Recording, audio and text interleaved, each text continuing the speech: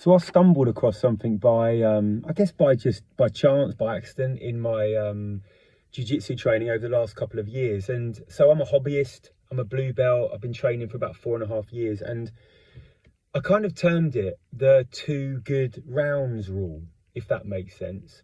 And I came across it when I was kind of just trying to figure out what worked for me in terms of how I was able to sustain a couple of days a week training jiu-jitsu without feeling done in constantly and just drained and shattered, as well as trying to combine my training outside of my work life and obviously my personal life, that kind of stuff.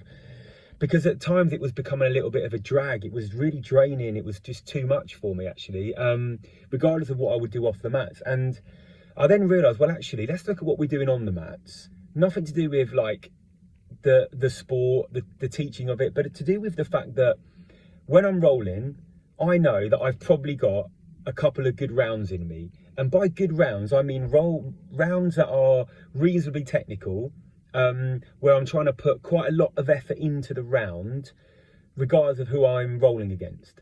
And after about 2 rounds, it tends to all go downhill. Either I've kind of just put too much effort into it, which then means I'm just too tired, too exhausted to then apply proper technique. And that's where then I found myself picking up little injuries and just getting too worn down.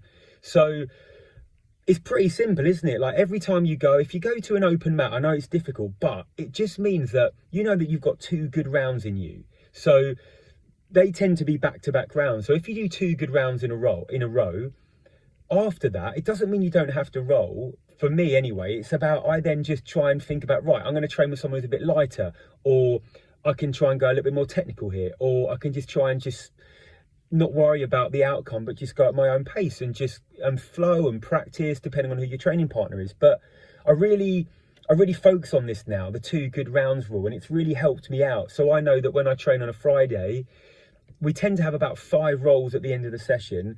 Two of those rolls are reasonably good rolls in terms of high intensity, good technique, and I've got a lot of energy.